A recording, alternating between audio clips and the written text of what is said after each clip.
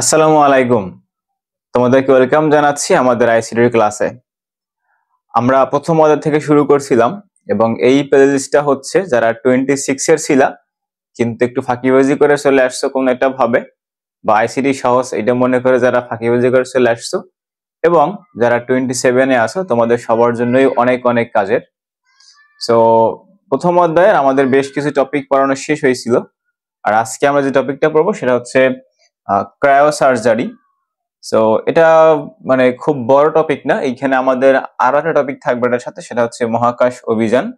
সেই দুইটার টপিক আমরা আজকে শেষ করব এবং খুবই ছোট একটা ক্লাস হবে। তো এগুলো আমি ছোট ছোট পার্ট পার্ট করতেছি এই জন্য, মানে অনেকে আছে অনেক টপিক মানে নিজেই বুঝতে পারে, বা টপিকের নামটা হলেও বুঝতে পারে আসলে এইখানে কি আলোচনা করা হয়েছে বা এটা কি হইতে পারে, বা একটু বই পড়েও বুঝতে পারে। তো লম্বা একটা লেকচার দিতে লাভ নাই, এই জন্য আমি ছোট ছোট পার্ট পার্ট করে দিতেছি, এই জন্য যাতে করে ও যেটা বুঝবে না ওইটা সার্চ করে যেন বের করতে পারে। সো দেখো, আমাদেরকে জানতে হবে ক্রায়োসার্জারি মানে কি। তো ক্রায়োসার্জারির যে ক্রায়ো শব্দটা আমাদের গ্রিক শব্দ ক্রাউস থেকে আসছে।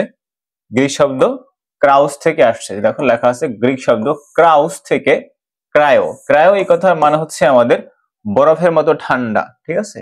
এই কথাটার মানে কি ভাই? আমাদের বরফের মতো ঠান্ডা। আচ্ছা, তো দেখো বুঝতেই পারতেছো যে এমন একটা চিকিৎসা পদ্ধতি, সার্জারি বা আমরা বলি শল্য চিকিৎসা।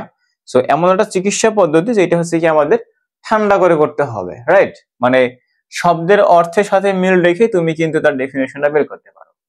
আচ্ছা, তো দেখো বলা হয়েছে যে অর্থাৎ ক্রায়োসার্জারি হলো এমন একটি চিকিৎসা পদ্ধতি যাতে অত্যাধিক শীতল তাপমাত্রা প্রয়োগ করে শরীরের অস্বাভাবিক বা রোগাক্রান্ত কোষগুলোকে ধ্বংস করা হয়।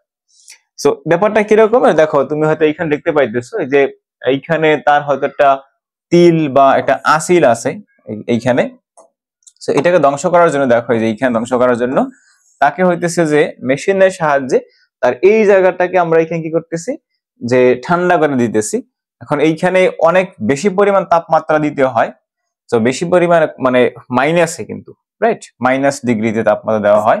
ধরো যে মাইনাস 120 ডিগ্রি এরকম আর কি তাপমাত্রা দেওয়া হয়।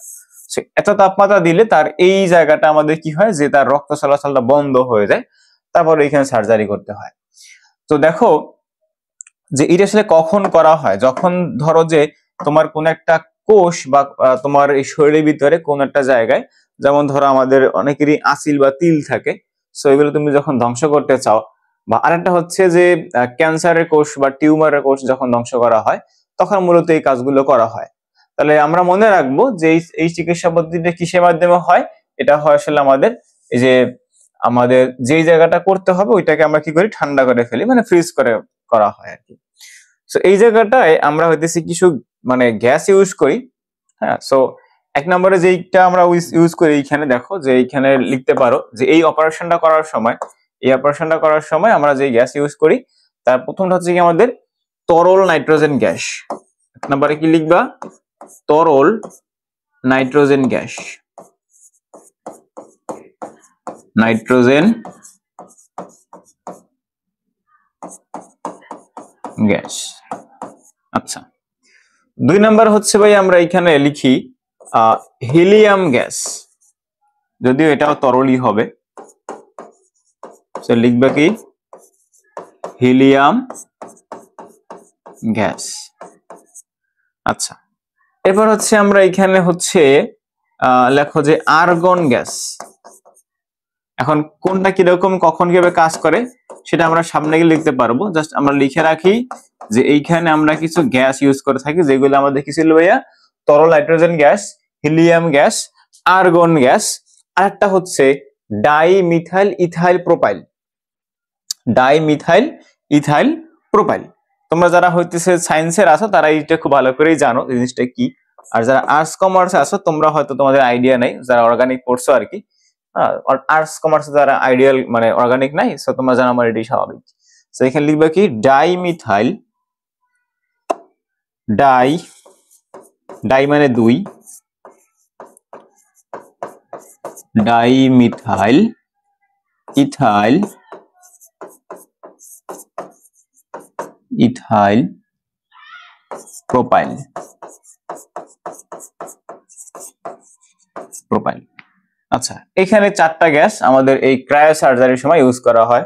তো যদি তোমার পরীক্ষা এমসিকিউতে আসে যে নিচের কোন গ্যাসগুলো বা কোন গ্যাসটি আমাদের ক্রায়োসার্জারির সময় ইউজ করা হয়, তাহলে এখানে কি লিখবা যে তরল nitrogen gas, helium gas, argon gas, dimethyl ethyl propyl. Propyl না, প্রোপেল। আচ্ছা, প্রোপাইলই ঠিকই আছে। প্রোপাইল বা প্রোপেল হইতে পারে, একটু দেখবা বইয়ে লেখা আছে প্রোপেল। ওকে, সো নেক্সট দেখো, এই যেটা বলছিলাম আমি যে এটা আসলে কিভাবে কাজ করানো হয়। সো দেখো, তোমার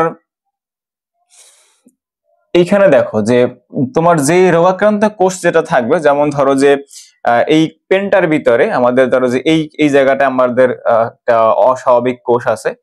অস্বাভাবিক বলতে মানে মনে করো যে দেখো তোমার হাতটা কিরকম আছে, এরকম হাত আছে খুবই স্মুথ এখান থেকে।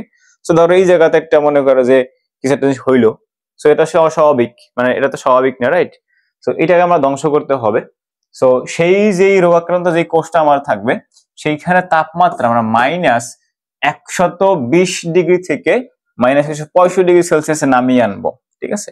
সো মনে রাখবা, এই তাপমাত্রাটা যে যন্ত্রের মাধ্যমে নামানো হয় তাকে বলা হয় কি আমাদের ইমেজিং যন্ত্র। কি বলা হয় ভাইয়া? ইমেজিং যন্ত্র। আচ্ছা, আমরা দেখো এই স্লাইডে বলছিলাম যে আমাদের এখানে কিছু গ্যাস ইউজ করি, যেমন তরল নাইট্রোজেন, হিলিয়াম এবং আমাদের আর্গন গ্যাস। তো যখন তুমি তাপমাত্রা যখন নিচে নামাবা, তখন এইখানে বলছে দেখো যে এই ইমেজিং যন্ত্রের সাহায্যে তরল আর্গন গ্যাস প্রয়োগ করা হয়। কি করতে হয়? আমাদের তরল আর্গন গ্যাস প্রয়োগ করতে হয়। এবং তখন আমার ওই জায়গাটায় দেখো যে তোমার যেহেতু তুমি একটা কাজ করবা, তুমি হাতের ভিতরে বরফ চেপে ধরে রাখবা, দেখবো যে কি হয়, যে সেটা হয় যে তোমার ওইখানে আসলে একেবারে সাদা হয়ে যায়, মানে রক্ত চলাচল বন্ধ হয়ে যায়। সো এইখানে তুমি যেই কোষটার ভিতরে অপারেশনটা করতেছো সেইখানে যখন তুমি এত মানে বরফ কত ডিগ্রিতে হয়, ধরো যে -1 ডিগ্রি 2 ডিগ্রিতে বরফ জমা হয়ে যায়। সো এইখানে দেখো যে -120 থেকে 165 পর্যন্ত, মানে ওই কোষটার কোনো অস্তিত্বই থাকে না আর কি, বুঝছো? এমন মানে ওইখানে ওই কোষটা আছে কি নাই তুমি এটা বুঝবাই না, মানে ওই তোমার যে জায়গাটার ভিতরে এই গ্যাসটা প্রয়োগ করা হয়। তো নামিয়ে আনতে ইমেজিং যন্ত্রের সাহায্যে তরল আর্গন গ্যাস প্রয়োগ করা হয়।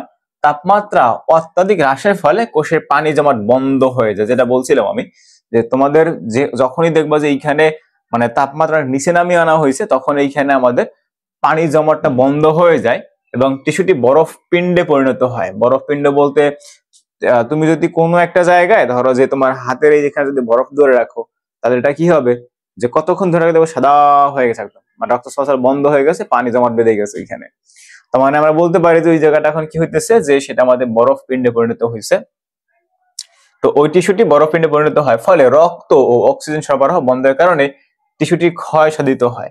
আচ্ছা, তো টিস্যুটা বলতে আমরা যেই জায়গাটা অপারেশনটা করব আর কি, সেই জায়গাটা আমাদের কি হয় যে সেটার ক্ষয় সাধিত হয়। কেন? কারণ দেখো যে তোমার ওই জায়গাটা হইতেছে কি করতেছে না, কোনো অক্সিজেন বা রক্ত চলাচল চলতেছে না।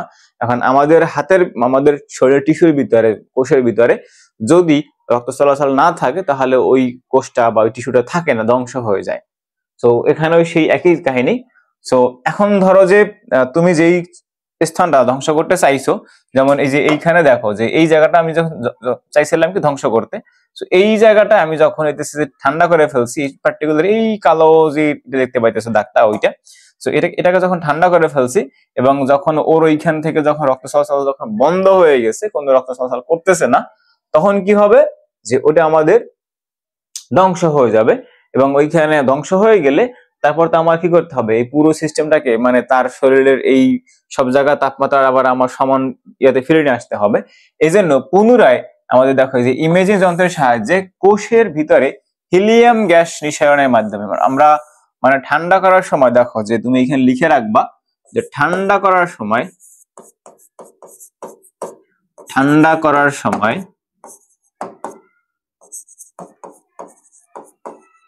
তুমি এখানে নিতেছো কোন গ্যাস ভাইয়া? আর্গন গ্যাস, তরল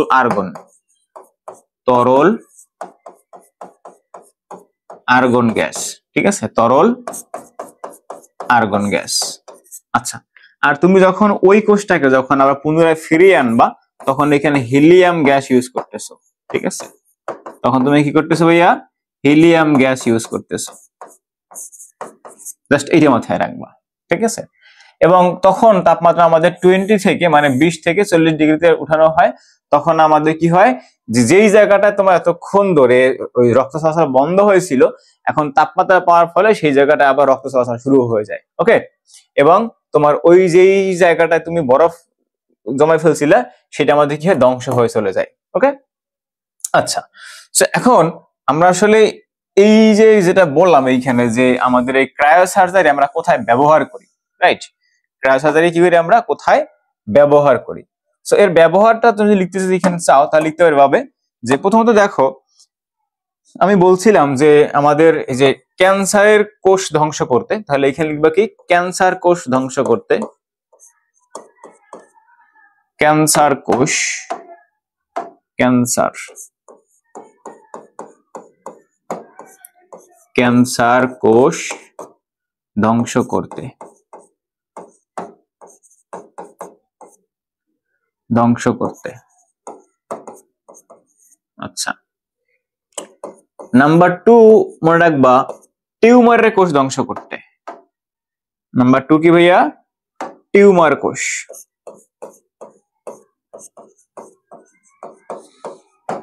টিউমার কোষ। এবার ধরো যে তোমার যদি কোনো তিল বা আসিল থাকে, তিল বা আসিল, সো এইগুলো ধ্বংস করতে আমরা এখানে কি করি, এই ক্রায়োসার্জারি অপারেশনটা করে থাকি সাধারণত। ওকে, আচ্ছা, জাস্ট এগুলো মাথায় রাখবা যে আমরা হইতেছে যে এই কাজে, অথবা ধরো যদি মানুষের অনেক আছে যে ধরো ক্যান্সারের ভিতরে অনেক প্রকারভেদ আছে, তো সব থেকে যেই মানে যে জায়গাটা বেশি ইউজ করা হয় সেটা হচ্ছে, দেখো এখানে লিখে দেই, এটাকে বলা হয় oral cancer. Oral cancer.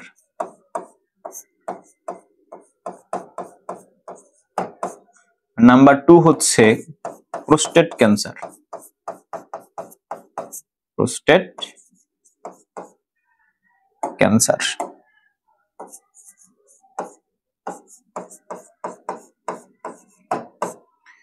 Okay, so এই সমস্ত ক্ষেত্রে বেশি পরিমাণের মানে আমরা এই ক্রায়োসার্জারি পদ্ধতিটা ব্যবহার করতে পারি।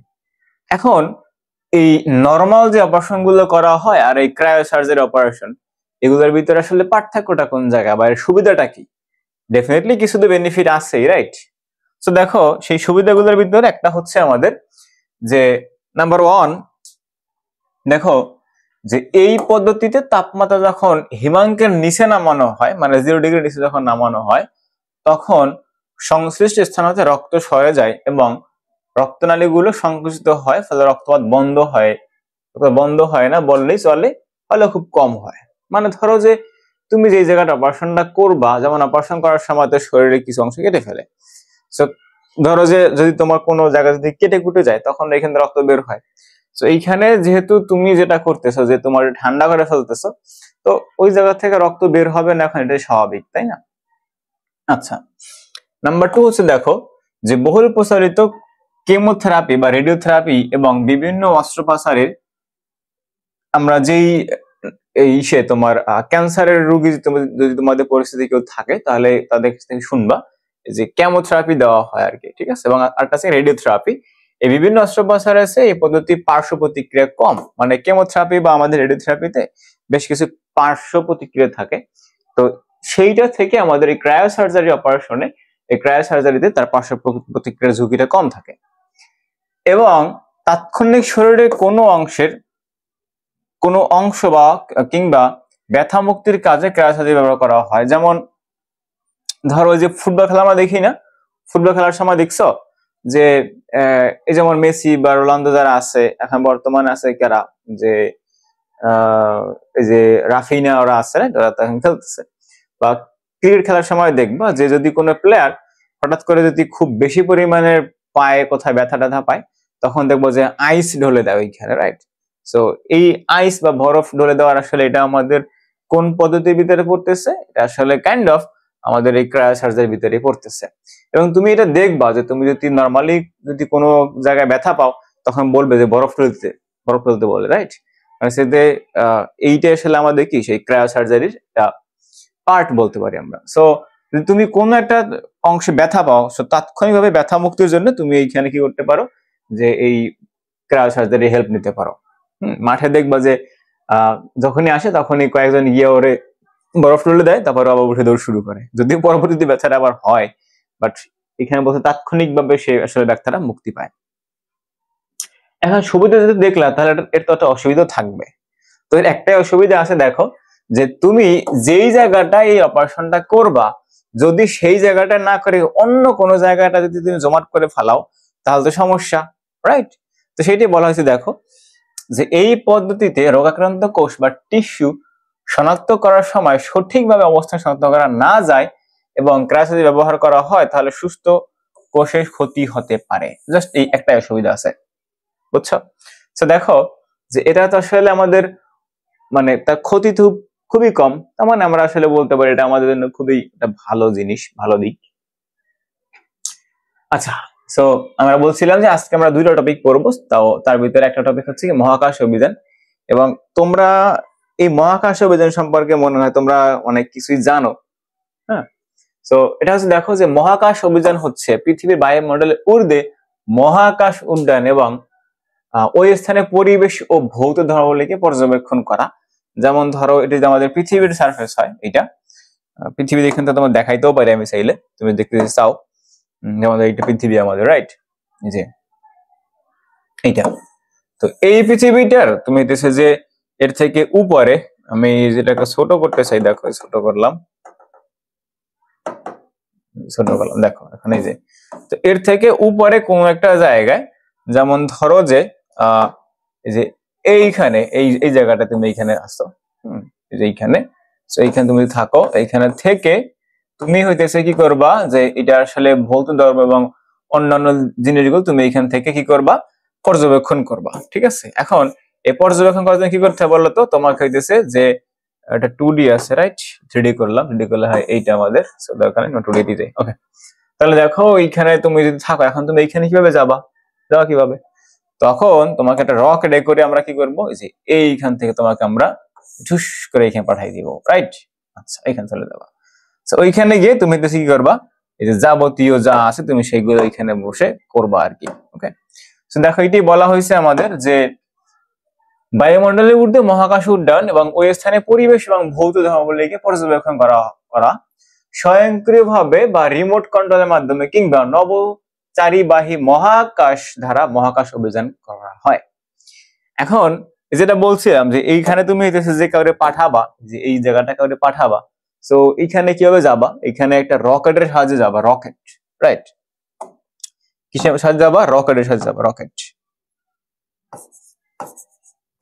এই রকেট কিন্তু টাকা পাঠানো রকেট না, আবার রকেটের সাহায্যে এখানে চলে যাবা। সেই রকেটটাকে আমরা কি বলি, মহাকাশ যান বলি, রাইট? দেখো লেখা আছে এইখানে আমাদের রিমোট কন্ট্রোল কিংবা নভোচারীবাহী মহাকাশ ধারা বলতে এখানে বোঝাচ্ছে মহাকাশ যান আর কি। আচ্ছা, মানুষবাহী নভোযান এবং মানুষহীন বা রোবোটিক নভোযান উভয়ের মাধ্যমে এই অভিযান পরিচালনা করা হয় থাকে। বিশ্বের প্রথম মানুষবাহী মহাকাশ যানকে আমাদের বস্টক 1, এটা মনে রাখবা, এমসিকিউ। সো বর্তমানে যেহেতু remote control system, so rocket বা যে এই মহাকাশ যান এটা পরিচালনা করার জন্য এখন আসলে পাইলটের দরকার হয় না, এখন রিমোট কন্ট্রোলের মাধ্যমেই কোন একটা মানুষকে বা আমাদের একটা সেগমেন্টে বা তার একটা স্থানে পৌঁছানো সম্ভব। সো যদি আমরা জানি যে প্রথম যে মহাকাশযানটা ছিল মানুষবাহী, যার নাম কি আমাদের বস্টক 1, সো এটা পরীক্ষা আসে যে বিশ্বে প্রথম মানুষবাহী মহাকাশ যানে বা রকেটের নাম কি, সেটা কি আমাদের বস্টক 1। আচ্ছা, সো দেখো যে এই মহাকাশ অভিযানটা আমরা কেন করা হয়, ঠিক আছে? তো এটা খুব ভালো করে লিখতে পারো, দেখো যে মহাকাশ অভিযানের মাধ্যমে মহাশূন্য স্থান কোনো বস্তু সম্পর্কে তথ্য সংগ্রহ করার চেষ্টা, তারপর হচ্ছে মহাকাশ অভিযানের মাধ্যমে পৃথিবী সম্পর্কে এবং মহাকাশ সম্পর্কে জ্ঞান আরোহণ, বাণিজ্যিকভাবে পার্থক্য প্রতিক্রিয়া বা উৎপাদন, তো এত কিছু মনে না রাখলে তুমি এটা মনে রাখবা যে দেখো আমাদের যে এই পৃথিবীটা এবার পৃথিবীটা কই গেল আমার, এই যে, আচ্ছা দেখো এই যে, তো এই পৃথিবীর চারপাশে যে বায়ুমণ্ডল আমার এখানে দেওয়া আছে, বায়ুমণ্ডলটা, তো এই বায়ুমণ্ডলে আমাদের কি কি গ্যাস আছে, বা আমাদের পৃথিবী যে গোলাকৃতি, এটা তো আসলে আমরা এই পৃথিবী থেকে বাইরে গিয়ে আমরা যখন ধরো যে এই কক্ষপথে যখন আমরা আসছি, এইখান থেকে যখন আমরা ছিলাম, তখন তো খুব ভালো করে সেই অবজারভেশন করা গেছে না পৃথিবী আসলে গোলাকৃতি, রাইট? বাট পৃথিবীতে দাঁড়ায় তুমি কি কি দেখতেছো? গোলাকৃতি দেখতে পাইতেছো? তুমি দেখো সমতল, রাইট? আচ্ছা, তো আমাদের এই পৃথিবীর থেকে যে বায়ু স্তরের যে কিছু স্তর আছে, মানে বায়ুমণ্ডলের, সেই কোন স্তরে কি থাকতেছে, কোন গ্যাস আছে, তারপরে আমাদের এই কত দূর পর্যন্ত আমাদের সেই জি এর মান বা জি কাজ করে, আমি এই অধিকর্ষ ত্বরণ কতটুকু কাজ করে, তো এই সমস্ত জিনিস সম্পর্কে আমাদের জ্ঞান বা জ্ঞান আহরণের জন্য আমরা সেই মহাকাশ অভিযানগুলো করে থাকি, ঠিক আছে? এবং আরো অনেক ব্যাপার স্যাপার আছে আর কি, তোমরা যারা সায়েন্সের স্টুডেন্ট তারা তো খুব ভালো করে বুঝবা। তো যারা সায়েন্সের না, আমি তোমাদের মাথাটা খারাপ করতে চাই না, আমি জাস্ট নর্মাল কিছু কথাবার্তা বলে তোমাদেরকে আইডিয়া দিলাম যে মহাকাশ অভিযান কেন করা হয়। এটা তো ইম্পর্টেন্টও না যে করে মনোযোগ দিয়ে পড়তে এমন না, জাস্ট এখানে লিখবা যে কোনো বস্তু সম্পর্কে তথ্য জানার জন্য, তারপর কি আমাদের যে পৃথিবী সম্পর্কে বা মহাকাশ সম্পর্কে জ্ঞান অর্জনের জন্য, তারপরে যে লিখবা এখানে যে দেখো পৃথিবীর বাইরে পরিবেশ সম্পর্কে তথ্য সংগ্রহ, নতুন সীমানা আতাদিন করা, ঠিক আছে? যদি কোনো সীমানা আমরা খুঁজে পাই বা বের করতে পারি, তো এই সমস্ত কাজের জন্যই বেসিক্যালি আমাদের মহাকাশ অভিযানগুলো করা হয়ে থাকে। তো হোপফুলি এই চ্যাপ্টারের উপরে আমাদের আরো একটা লেকচার লাগতে পারে, হ্যাঁ, আর একটা দুটো লেকচার লাগবে, তাহলে এই চ্যাপ্টারটা শেষ। তারপরে আমরা চ্যাপ্টার 2 করবো। এরকম করতে করতে তুমি হচ্ছে যে ফুল আইসিটি বইটাই ফ্রিতে শেষ করতে পারবে, একদম ফ্রিতে, ঠিক আছে? ফ্রিতে, একদম ফ্রিতে তুমি আইসিটি পড়তে পারতেছো। এবং এই প্লেলিস্টের নাম কি জানো? নাম হচ্ছে সবার জন্য আইসিটি, সবার জন্য আইসিটি, ওকে? এই আমাদের প্লেলিস্টটা, এই প্লেলিস্টে তুমি সবকিছু একদম ফ্রিতে পেয়ে যাবে, চ্যাপ্টার 1 থেকে 6 পর্যন্ত। চ্যাপ্টার 6 এর অলরেডি আমার ওটা শেষের দিকে, ওইখানে জাস্ট আরেকটা ভিডিও লাগবে, সো ওটা আমি আপলোড করে দিব দ্রুত। একটা ভিডিও জাস্ট হলে আমাদের চ্যাপ্টার 6 শেষ। চ্যাপ্টার 6 এ আর একটা ভিডিও লাগবে, জাস্ট ওয়ান ভিডিও। টেবিলের রিলেশনশিপ গুলো দেখাও, তাহলে চ্যাপ্টারটাও শেষ। এবং তারপরে আমাদের থাকতেছে যে এইটা শেষ হয়ে গেলে আর থাকবে মাঝখানে 2, 3, 4, 5 চারটা থাকবে, সো ওগুলো আমাদের আস্তে আস্তে হয়ে যাবে, ওকে? আচ্ছা, তাহলে ঠিক আছে, সবাই ভালো থাকো, সুস্থ থাকো, দেখা হবে পরবর্তী ক্লাসে।